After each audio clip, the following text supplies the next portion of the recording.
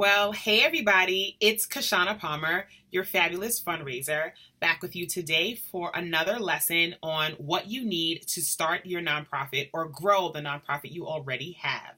This is a snapshot from my course, 501c Profit. And so today I'm going to be talking with you about how to define your value proposition. All right, y'all. I'm a little bit of a nerd. We've talked about this in the past. But I'm going to try to break this down for you so that you understand what you need to be able to stand out from the millions of nonprofits that exist across the globe, okay? All right, so what is a value proposition?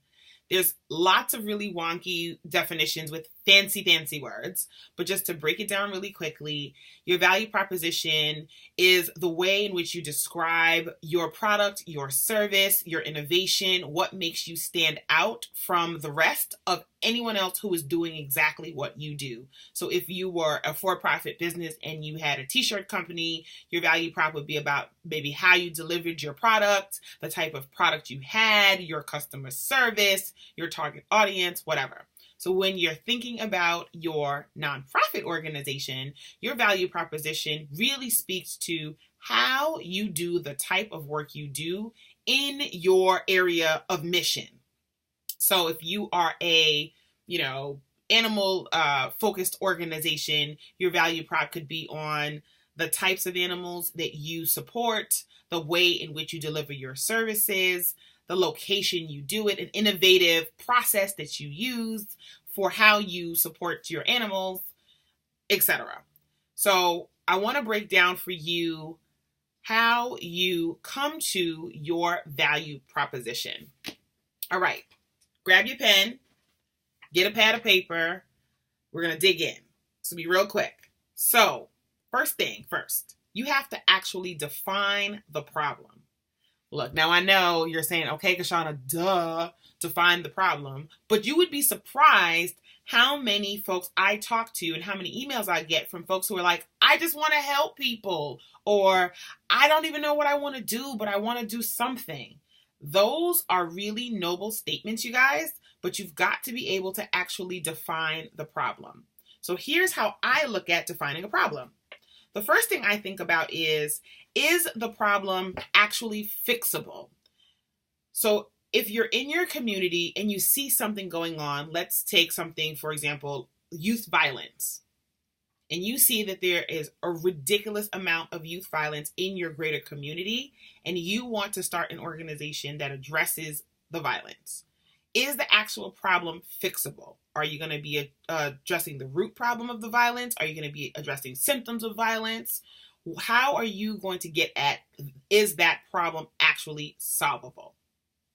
The second thing I want you to be thinking about around defining the problem is the solution something that's unavoidable? And so would we have to get to it anyway? And so you are taking a step to address this problem right now, because let's face it, you're going to have to get to it anyway. The third thing I want you to be thinking about around that is it urgent?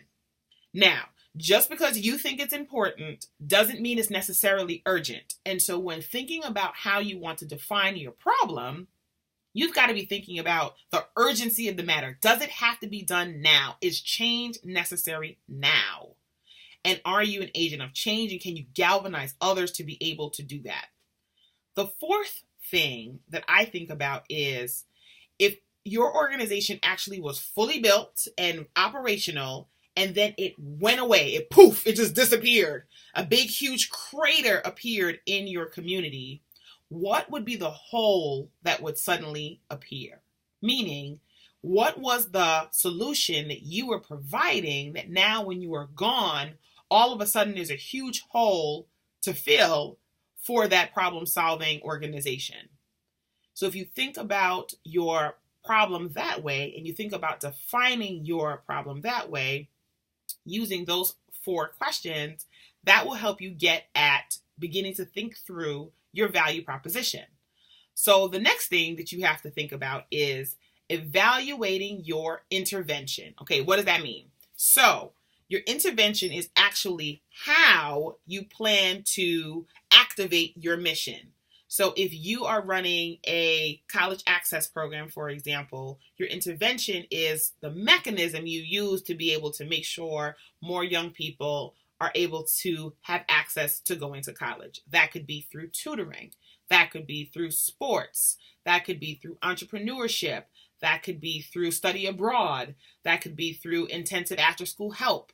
Your intervention, that could be through using mentors to be able to guide you through high school and then on to college.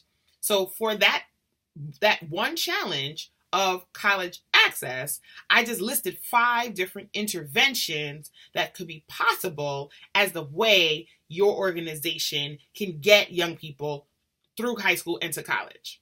Y'all with me?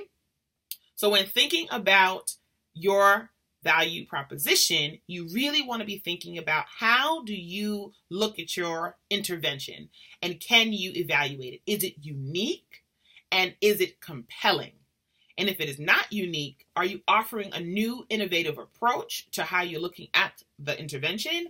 Are you thinking about it in a different way? Like, come on, guys. We're not just going to be like, okay, first we had pancakes, now we got buttermilk pancakes, then we have blueberry pancakes. No, that's not what I mean by intervention. It's literally, we need to serve breakfast, and so we used to do pancakes, and now we're going to do beignets, and now we're going to do, French toast, and now we're going to do whatever, and we're going to flip it, and we're going to dice it, and we're going to serve it in small cubes. Can y'all tell that I want to get something to eat for breakfast? All right. I digress. I'm back. The point is, you have to think about evaluating your intervention as a part of your ethos of your value proposition. Because if you don't, you're going to skip down the line of thinking like, oh, the way we're going to do this organization is going to be great, but really haven't given a lot of thought to, is it unique? Is it compelling? Is it going to be something that I can evaluate later? Will I be able to have impact from that intervention? Will I be able to measure it? And so defining the problem is the first thing for value proposition. Evaluating your intervention is the second. The third, now we're going to talk about building out your value proposition as a part of your actual value proposition. So the way I like to look at this is, who is this organization for? Truly, is it because you just had a warm passion, you wanted to do it your whole life, and now you want to help others? Great, love it. But there are probably lots of organizations that are doing something similar to what you're thinking about. So let's reel that back in. Really thinking about, who is the organization going to be for? Who is it going to be serving? What communities are you going to be in? Who is going to benefit from the existence of your organization? Who is it not for? So a lot of us don't really think about that. Like, this is for you, but actually you've got to give as much thought as this is not for you, because you want to be able to clearly define who and what your organization is targeting and why you're focusing on that particular audience as who your organization is for. The third thing you want to be thinking about is, what do I do better than anyone else? What does my organization do better than anybody? So if you are stepping into a crowded mission space where there are lots of different types of organizations, international, national, regional, local organizations whose missions can look or feel similar to yours, maybe your actual value proposition is going to be built around the fact that you do one thing or two things better than anybody else to advance that mission. And that is A-okay. And then the last thing is, how can others join you? So a lot of organizations spring up from the ground, get really excited, put the program in place because you just want to do the work. And you don't think about, oh my gosh, who else is going to be excited about this work? And where am I going to be able to marshal my financial resources, my talent resources, my time resources in order to be able to make this organization a reality, sustainable, and thriving? So how can others join you? Thinking about that as you think through your value proposition and what makes your organization special and unique can help you in designing an organization that really stands out from the crowd. All right, so just a quick recap. Define the problem, evaluate your intervention, and then actually build it out thinking about who it's for, who it's not for, what makes you better than anyone else, and who can join you and how, and thinking about how to design your value proposition for your organization. All right, y'all. So that's all I got for today.